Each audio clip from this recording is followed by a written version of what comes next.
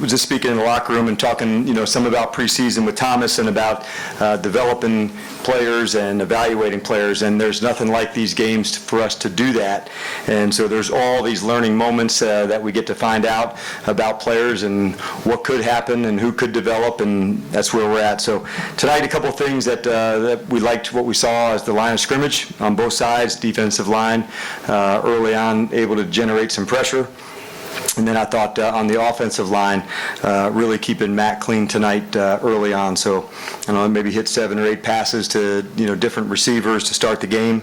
And so, to me, that was one of the things that we were looking to see, after last week, how that would go on both sides of the line of scrimmage. I thought that was a big space in that.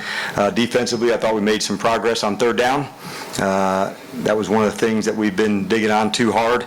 And then on the special teams, we had some miscues that certainly on the return game that we need to clean up, because it was nice to see some good covering, some tackles inside the 20, but we've got to put the whole thing together. So at the end of it, being -2, that makes it always tough. And to get in the plus, you've got to create them. And so we had one early on, but then not to respond with any was disappointing. I was excited to see the defense get a good stop towards the end of the first half, first and goal at the 1-yard line, and come out with a field goal. I thought that was a big moment in the game.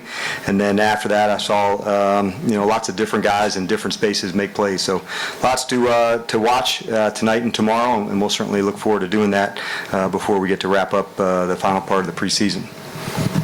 Let's lead the way. Yeah, Coach. What did you see about the Lions play that you liked there? Number one, from the protection, that was the spot to me that I thought we really wanted to address, and I thought there was just too many hits last week with Matt, and so for tonight, no sacks, and I don't know the number of hits as we went to it, but I thought that was for us, a big space where we had some different guys in. It was good to see Karp get his first action. It was good to see Gono get his first action with the first group. So we're still not where we're going to be, but I was pleased with the performance tonight with them.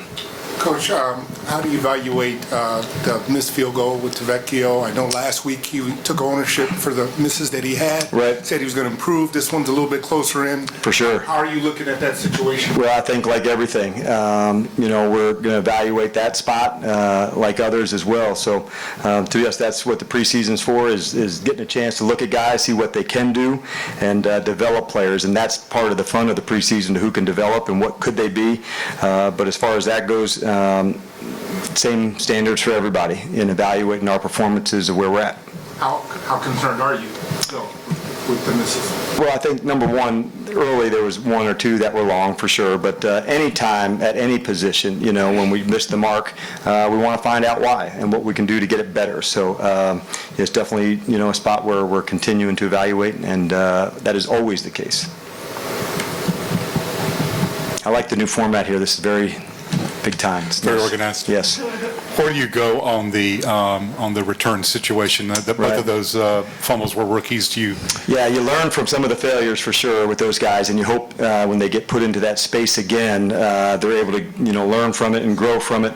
Barner, is the one that would lead the way for us from the return side. We held him tonight. He's been getting the bulk of it, but we've split it around and wanted to give those guys their opportunities.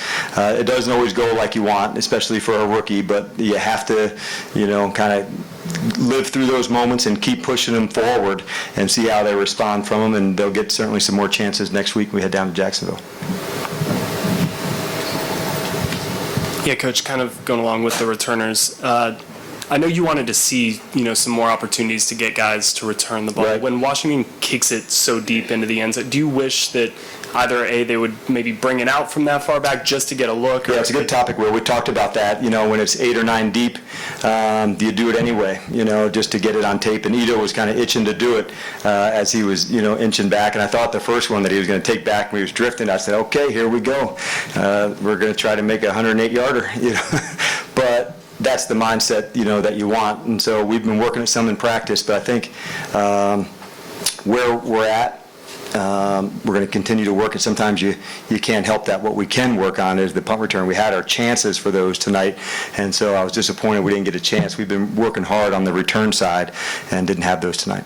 And then Quadri got a lot of work in the second half, and he and Brian Hill seem to be really kind of battling it out all preseason. What did you see from Quadri tonight, and has he kind of asserted himself at maybe that third running back spot? It can sound interesting. I don't know what the stats would say, and you guys may know better than me, but there were some good first down runs that moved the chains, and maybe sometimes that doesn't show up in what an average per carry is. I don't know what it was, but there were some good first down runs. That was a short yardage play that got converted. Another one, that was a 2nd and 2 or 3.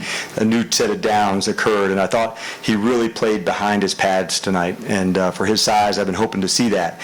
And so now that he's starting to gain in his feel, you feel his physicality and his size. And so that was good to see for a big guy to run behind his pads like he did. I was glad to see that. Is this kind of what you've been talking about all offseason with Tack and, Yeah, it the seems energy. like the pressure's coming, Right. the energy. He seems like he's channeling his frustration the right way. Well, I hope so too, because that kind of energy at his position, that's one of his traits that we really like, because that energy and toughness that he brings. So him and Adrian and Grady and Vic and Jack, all those guys mixing together, that was fun to see. And we've been working that group quite a bit, and to their credit, they're really putting it in. They're fit, they're strong, and they've been working hard at it. And so when you stress something that you want to emphasize and the guys are the ones pushing forward with it, there's a lot to gain. I think as a group we'll continue to grow a lot stronger in that area, but I did like the intensity that they came off the ball with, especially as pass rushers. And is Jermaine Gray stud enough to make this roster? He certainly made a lot of plays, and not just on defense. You guys have seen him take the running back out of the backfield and swings, and I am so excited for the improvement that he's made, Vaughn. It's a true example of all the work in a Plan D that Thomas and I talk about so regularly. He is definitely one of those guys, and so he's become one of the favorites because everybody knows all the work that they put in. They know the background, they know the story, and they know the grind, the unseen grind that you guys haven't seen his teammates have, and so he just keeps continuing to get better, and I love the speed that he plays with. Yeah, Coach, it looks like looking at your roster, you got log jams at running back, wide receiver, and defensive line. How are you all going to try to evaluate Right, we that? hope that would be a good thing. Yeah. You got a tough job here in a Yes, last for couple sure. weeks. But just wanted to see, where you think you all are at heading into the last exhibition game with Right. those log jams. Well, we do feel like we agree with you that those are some of the positions that is some of the strengths based on how the guys are performing so far. There's always things for us to work on and look at as we're going, but that running back, there's a number of guys that we featured in different ways, and they're all making some impacts on special teams. On the defensive line side, it's more the versatility. There's some that can mostly be outside players, and there's some that have the versatility to play a couple spots inside. I think you probably saw Tui, was at end. He was at nose tackle. You saw Sanat at nose tackle at 3.